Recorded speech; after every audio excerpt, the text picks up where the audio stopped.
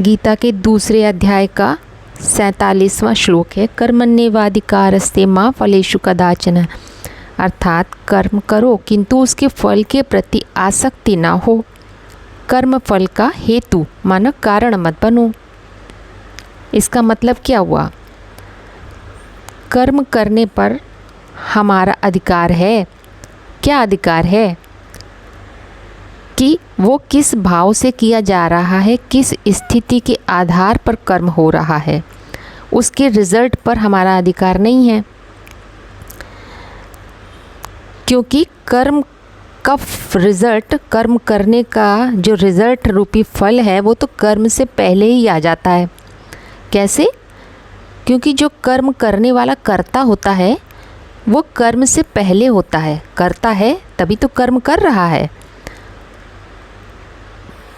तो कर्ता किस भाव से, किस स्थिति से कर्म कर रहा है, ये मुख्य बात है, जिसको कहा गया है कर्म योग। माना कर्म कौन सा है?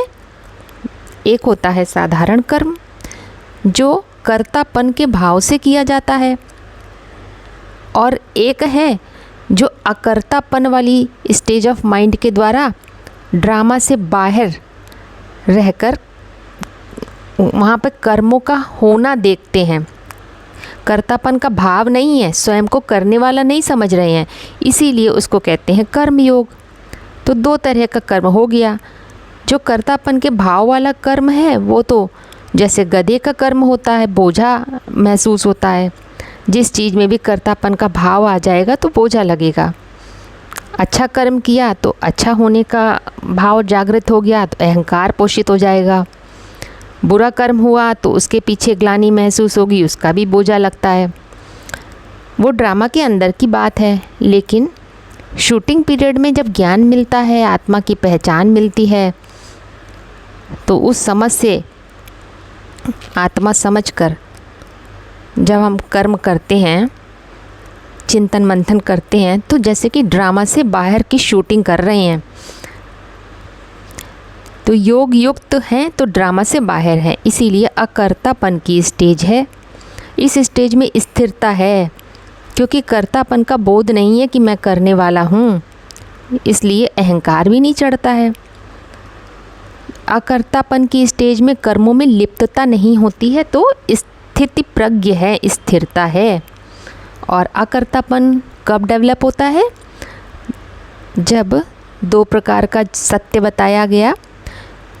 एक है शाश्वत सत्य, यूनिवर्सल सत्य, जो निराकारी सत्य, जो सबके लिए एक जैसा है, सबके लिए समान है।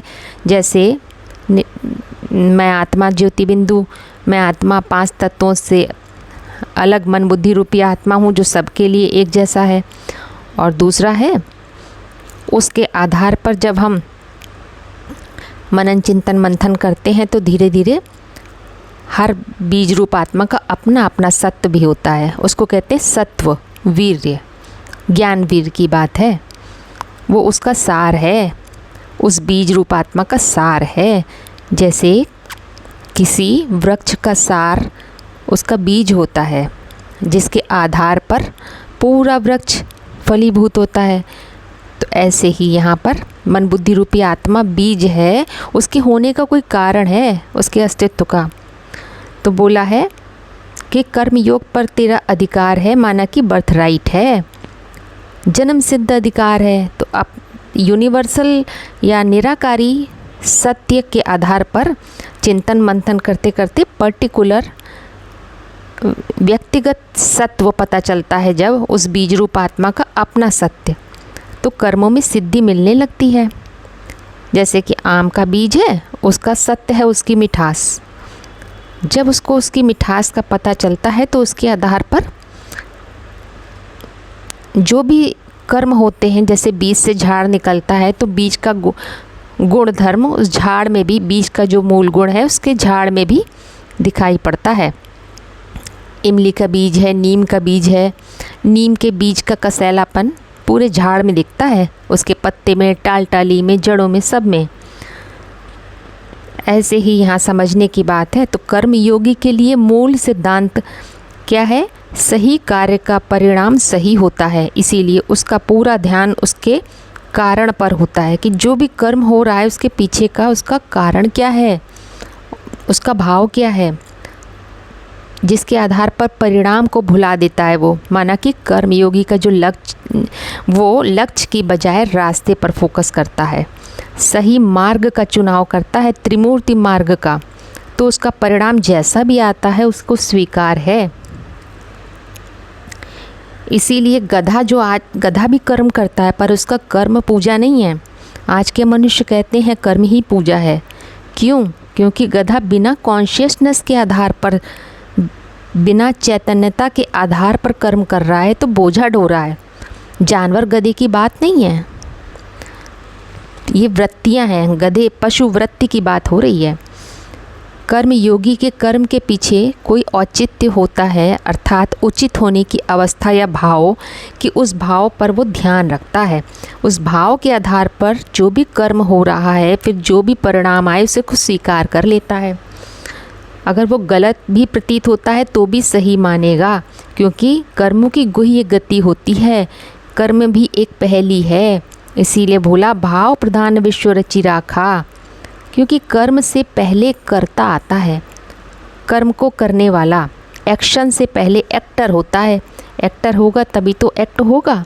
अच्छा या बुरा परिणाम एक्शन से पहले ही आ जाता है। एक्शन का रिज़ल्ट अच्छा बुरा नहीं होता, एक्शन का ओरिजिन अच्छा बुरा होता है। माना भाव प्रधान विश्व रचि राखा, सही भावना से कर्म हो रहा है तो उस रिज़ल्ट की परवाह नहीं हो सकती है। जैसे चोर को चोरी करने के लिए, बुरा कर्म करने के लिए, चोर जब चोर बनता है तो चोर बनने में ही उसको सफरिंग मिल जाती है, भय पैदा होता है, तो रिज़ल्ट का इंतज़ार क्यों? रिज़ल्ट तो बस हमारी जो सफरिंग थी उसको सामने लाकर रख देता है, वो उखाड़ देता है। वरना सफरिंग तो एक्शन से पहले ही थी। गलत काम करते समय कर्तापन है, तो भय की स्थिति में जो भी कर्म कर रहे हैं तो सफरिंग अथवा कष्ट उसी समय मिल गया।